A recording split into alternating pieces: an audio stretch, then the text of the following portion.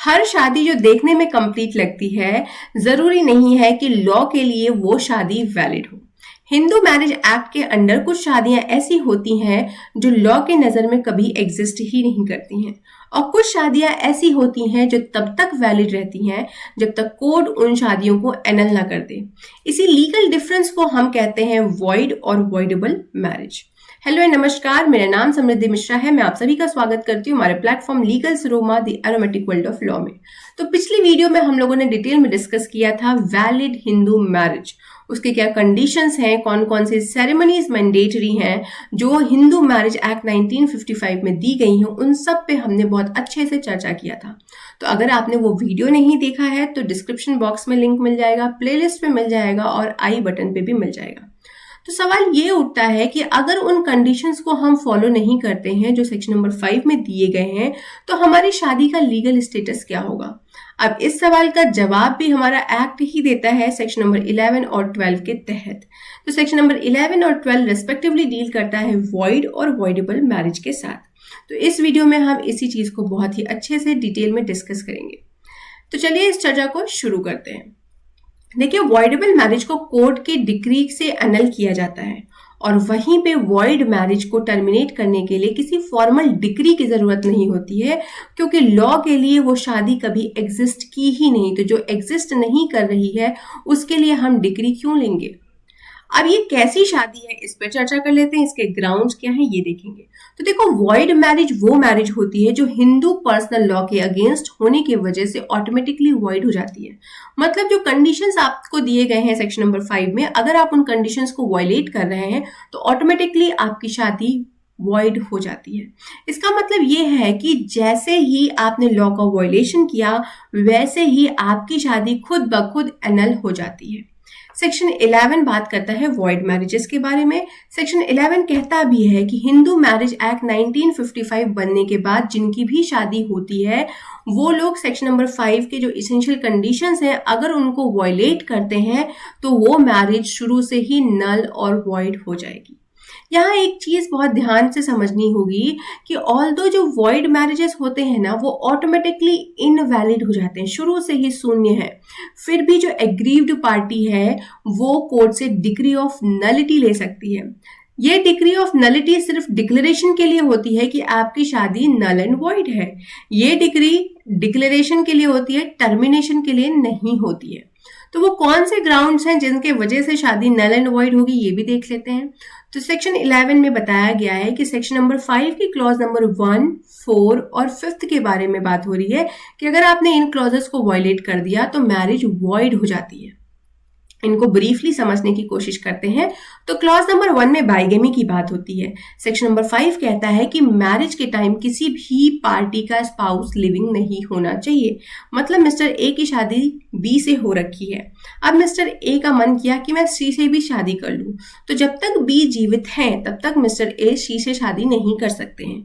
और अगर उन्होंने सी से शादी कर ली तो जो शादी उनकी ए और सी के बीच में हुई है वो शादी शुरू से नल एंड वॉइड मानी जाएगी, वॉइड एब इनिशियो कंसिडर किया जाएगा।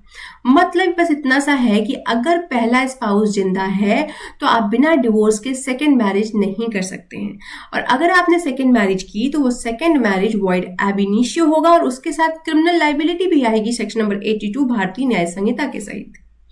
अब बात करते हैं क्लॉज नंबर 4 के बारे में, जो कहता है प्रोहिबिटेड रिलेशनशिप के बारे में। तो सेक्शन 5 का क्लॉज 4 यही कहता है कि parties prohibited degree of relationship में नहीं होनी चाहिए। मतलब भाई बहन की शादी, माँ बेटे की शादी, या मामा भांजी की शादी, चाचा भतीजी की शादी, ऐसी शादियां अगर होती हैं तो वो प्रोहिबिटेड डिग्री ऑफ रिलेशनशिप में फॉल करती है। लेकिन हाँ, अगर कस्टम या यूसेज या आपकी कम्युनिटी आपको अलाउ करती है तो वो एक्सेप्शन केस में हम उस मैरिज को वॉइड एब इनिशियो नहीं कहेंगे, नल एंड वॉइड नहीं करेंगे, क्योंकि कस्टम अलाउ कर रहा है। ऐसे ही आता है क्लॉज 5 में सापिंड। सापिंड का मतलब क्या है, मैंने बहुत अच्छे से डील किया वहां पे। सापिंड का मतलब होता है सेम पिंड। तो कहते हैं कि देखो भैया, अगर पार्टी सेम पिंड की हुई, उनका सेम पिंड हुआ, मतलब वो अपने एंसेस्टर का पिंडदान जब करती हैं तो वो एंसेस्टर सेम होते हैं, तो उसे हम बोलते हैं सापिंड। तो कहते हैं आप जो भी पार्टीज है वो सापिंड में ना हो। अगर वो सापिंड में होती हैं तो वो शादी नल एंड वॉइड होती है, अनलेस वैलिड कस्टम अलाउ करता हो तब तो बात अलग है, अदरवाइज आप कोई भी शादी पार्टीज जो है सापेंड रिलेशनशिप में नहीं कर सकते हैं। तो वॉइड मैरिज एक ऐसी शादी होती है जो लॉ के निगाह में कभी हुई ही नहीं होती है, और सेक्शन 11 इस लीगल पोजीशन को क्रिस्टल क्लियर करता है bye linking it directly with the violation of section number 5। तो हमने वॉइड मैरिज तो समझ लिया, अब समझेंगे हम लोग वॉइडेबल मैरिज के बारे में, क्योंकि हर डिफेक्टिव मैरिज इतनी सीरियस नहीं होती है कि हम स्टार्टिंग से ही उसको इनवैलिड कर दें। कुछ मैरिजेस ऐसी होती हैं जो लॉ के अकॉर्डिंग वैलिड तो होती है, लेकिन अगर पार्टी चाहे तो उन्हें कोर्ट के थ्रू एनल करवा सकती है, और इसी कैटेगरी को हम कहते हैं वॉइडेबल मैरिज। तो वॉइडेबल मैरिज वो मैरिज होती है जो इनिशियली वैलिड और बाइंडिंग होती है और हर लीगल पर्पस के लिए सबसिस्ट करती है जब तक कोर्ट उसे एनल ना कर दे। मतलब सिंपल है कि मैरिज चलती रहती है, राइट्स एंड ऑब्लिगेशंस एग्जिस्ट करते हैं, सिर्फ कोर्ट के डिक्री के बाद ही वो मैरिज खत्म होती है। तो सेक्शन नंबर 12 जो है हिंदू मैरिज एक्ट 1955 का, ये वॉइडेबल मैरिज के ग्राउंड्स को प्रोवाइड करता है। तो इस सेक्शन के अकॉर्डिंग क्या क्या ग्राउंड्स हैं, कब तक वो मैरिज वैलिड रहेगी, ये देख लेते हैं। तो देखिए, वो मैरिज तब तक ही वैलिड रहती है जब तक कोर्ट डिक्री ऑफ नलिटी पास ना कर दे, और ये डिक्री सिर्फ स्पेसिफिक स्टैट्यूटरी ग्राउंड्स पर ही मिल सकती है। तो वो ग्राउंड्स क्या हैं उनको समझते हैं। तो पहला ग्राउंड आता है इम्पोर्टेंसी, जिसके बारे में सेक्शन नंबर 12 के सबसेक्शन 1 के क्लॉज ए में लिखा है। तो सबसे पहला ग्राउंड है इम्पोर्टेंसी ऑफ द रिस्पोंडेंट। अगर मैरिज कंज्यूमेट ही नहीं हो पाई है सिर्फ इस वजह से कि रिस्पोंडेंट इम्पोर्टेंट था या इम्पोर्टेंट थी, तो ऐसी मैरिज वॉइडेबल होती है। सबसे पहले एक चीज क्लियर कर दूं कि इनफर्टिलिटी इम्पोर्टेंसी नहीं होती है। इनफर्टिलिटी का मतलब है कि बच्चे को जन्म ना दे पाना, और जब बात हम इम्पोर्टेंसी की कहते हैं तो ये एक ऐसी फिजिकल या मेंटल कंडीशन है जिसके कारण मैरिज के बाद मैरिटल रिलेशनशिप कंप्लीटली एस्टैब्लिश नहीं हो पाती है। तो इनफर्टिलिटी से मैरिज एनल नहीं होती, लेकिन इम्पोर्टेंसी से मैरिज एनल हो सकती है। सुप्रीम कोर्ट ने दिग्विजय सिंह वर्सेस प्रताप कुमारी 1970 के केस में क्लैरिफाई किया था इम्पोर्टेंसी की लीगल मीनिंग को। बोले कि अ फिजिकल और mental condition which makes consummation of marriage a practical impossibility. तो यहाँ पे सीधी बात इतनी है कि प्रॉब्लम फिजिकल भी हो सकती है, मेंटल भी हो सकती है, लेकिन रिजल्ट यही है कि मैरिज कंप्लीट नहीं हो पाई, मतलब मैरिटल रिलेशनशिप एस्टैब्लिश नहीं हो पाए कपल्स के बीच में। तो यहाँ पे एक एक्सेप्शन भी है इस सेक्शन के साथ कि अगर इम्पोर्टेंसी मेडिकल ट्रीटमेंट या सर्जरी से क्योर हो सकती है तो वो इम्पोर्टेंसी नहीं मानी जाएगी और ऐसी शादी फिर एनल नहीं होती है। आई होप मैं क्लियर हूं।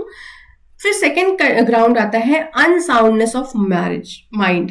तो जो हम अनसाउंडनेस ऑफ माइंड की बात करते हैं तो ये हम पढ़ते हैं सेक्शन नंबर 12 के सब सेक्शन 1 के क्लॉज बी में, और इसे हम पढ़ते हैं सेक्शन नंबर 5 के 2 के साथ। तो कहते देखो, हिंदू मैरिज एक्ट क्लियरली नहीं कहता है कि वैलिड कंसेंट होना मैंडेटरी है, लेकिन अगर मैरिज सेक्शन नंबर 5 के सबसेक्शन 2 का वायलेशन करती है, जैसे अनसाउंडनेस ऑफ माइंड, तो ऐसी मैरिज वॉइडेबल होती है। मतलब मैरिज ऑटोमेटिकली वॉइड नहीं होती, लेकिन अफेक्टेड पार्टी कोर्ट जा सकती है और डिग्री ऑफ नलिटी ले सकती है। थर्ड आता है कंसेंट, अगर फोर्स या फ्रॉड से ऑब्टेन किया गया है, ये 12(1) के सी क्लॉज में लिखा गया है। तो कहते हैं कि देखो, कंसेंट अगर फोर्सफुली लिया गया है, फ्रॉड से ऑब्टेन किया गया है, तो वो मैरिज वॉइडेबल होगी। फ्रॉड का मतलब सिर्फ झूठ बोलने से नहीं है, आइडेंटिटी कंसील करने से, सीरियस फैक्ट हाइड करने से, मैरिज के नेचर को मिसरिप्रेजेंट करने से है, और ये राइट सिर्फ एग्रीव्ड पार्टी के पास होती है। फोर्थ कंडीशन आता है, फोर्थ ग्राउंड आता है pregnancy of wife at the time of marriage. ये दिया गया है सेक्शन नंबर 12 के सबसेक्शन 1 के डी क्लॉज में, और ये एक इंपॉर्टेंट ग्राउंड है। अगर वाइफ मैरिज के टाइम किसी और से प्रेग्नेंट थी तो इस ग्राउंड पर बर्डन ऑफ प्रूफ पिटिशनर पर होता है। प्रूफ बियॉन्ड रीजनेबल डाउट होना चाहिए, और ऐसी मैरिज को हम क्या करेंगे, ऐसी मैरिज को वॉइडेबल डिक्लेयर कर सकती है पार्टी। मतलब जो भी अफेक्टेड पार्टी है वो जा सकती है कि भैया हमें ये शादी एनल करानी है, और कोर्ट डिग्री देके उस शादी को एनल कर देगी। एक केस था बलदेव राज वर्सेस उर्मिला कुमारी का। तो यहाँ पे डॉक्टर की टेस्टिमनी से क्लियरली एस्टैब्लिश हो गया था कि वाइफ मैरिज से पहले ही प्रेग्नेंट थी।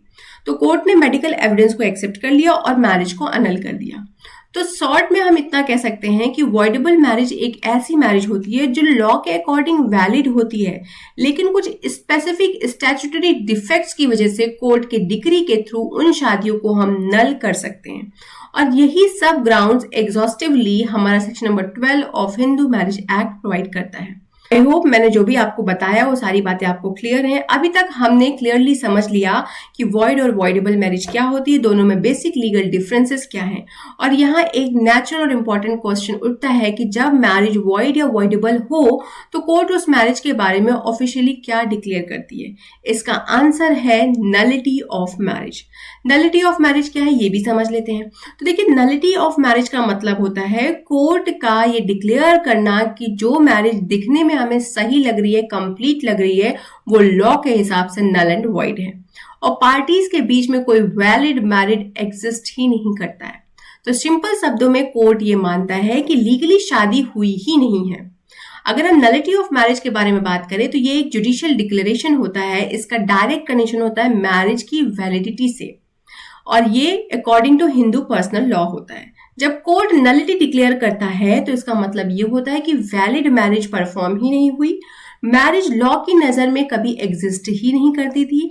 और यहाँ एक बहुत कॉमन कंफ्यूजन होता है कि नलिटी और डिवोर्स को हम लोग सेम समझ लेते हैं, लेकिन लॉ में दोनों बिल्कुल अलग अलग चीजें हैं। डिवोर्स का मतलब है एक वैलिड मैरिज का एंड होना और नलिटी का मतलब है कि कोर्ट ये कहता है कि वैलिड मैरिज कभी एग्जिस्ट ही नहीं हुई थी, तो मैं इसे डिक्लेयर करता हूं कि ये मैरिज नल एंड वॉइड है। इसीलिए डिवोर्स पे क्या होता है, मैरिज थी पर वो मैरिज खत्म हो गई, लेकिन नलिटी में क्या होता है कि मैरिज लीगली एग्जिस्ट करती ही नहीं थी, इसलिए उसको नल एंड वॉइड कर दिया गया। तो नलिटी और एनलमेंट वॉइडेबल से डायरेक्ट लिंक है। यहाँ एक इंपॉर्टेंट टर्म आता है एनलमेंट। एनलमेंट एक लीगल प्रोसेस है। हमने शुरू में बोला ना कि एनल करा देना, जिसका एक लीगल प्रोसेस होता है जिसके थ्रू मैरिज को नल और वॉइड डिक्लेयर किया जाता है। तो एनलमेंट का कॉन्सेप्ट मेनली वॉइडेबल मैरिजेस के लिए यूज किया जाता है, क्योंकि वॉइडेबल मैरिज तब तक वैलिड होती है जब तक कोर्ट डिग्री ऑफ नलिटी के माध्यम से उसे नल एंड वॉइड ना डिक्लेयर कर दे। इसीलिए voidable marriage is annulled by a decree. अगर मैरिज वॉइड एब इनिशियो है, मतलब शुरू से ही वो मैरिज इलीगल है, तो टेक्निकली वो मैरिज ऑटोमेटिकली नल होता है। लेकिन प्रैक्टिकल पर्पसेस के लिए पार्टीज कोर्ट से डिक्लेरेशन ऑफ नलिटी लेते हैं ताकि लीगल स्टेटस क्लियर हो जाए। वॉइड मैरिज कभी भी कोई फॉर्मल टर्मिनेशन का रिक्वायरमेंट नहीं रखती है, बल्कि आपको एक डिक्लेरेशन लेना होता है ये एस्टैब्लिश करने के लिए कि ये शादी कभी हुई ही नहीं। तो कंक्लूड करते हुए मैं बस इतना कहूंगी कि लॉ ऑफ नलिटी दो तरीके के मैरिजेस से डील करते हैं। एक तो होता है वॉइड मैरिज, दूसरा होता है voidable marriage. Void marriage law के लिए कभी एग्जिस्ट ही नहीं करता है, लेकिन वैलिड वॉइडेबल मैरिज वैलिड होता है तब तक जब तक कोर्ट उसको एनल ना कर दे। तो ये सारी जानकारी थी हमारी nullity of marriage, voidable marriage और वॉइड मैरिजेस के बारे में। कोर्ट जो फाइनल डिक्लेरेशन देखता है ना कि हाँ ये लोगों के बीच में शादी हुई थी, ये नल एंड वॉइड है, उसी को हम नलिटी ऑफ मैरिज कहते हैं। तो आशा करती हूँ कि ये सारी जानकारी आपको पसंद आई होगी। पसंद आई हो तो अपने दोस्त, मित्र, परिवारजनों के साथ मेरी इस वीडियो को जरूर साझा करें और मेरे चैनल को सब्सक्राइब करना बिल्कुल भी ना भूलें। अगर कंटेंट पसंद आया हो तो कम से कम 5 लोगों से मेरे चैनल को सब्सक्राइब अवश्य कराएं। Thank you, have a good day.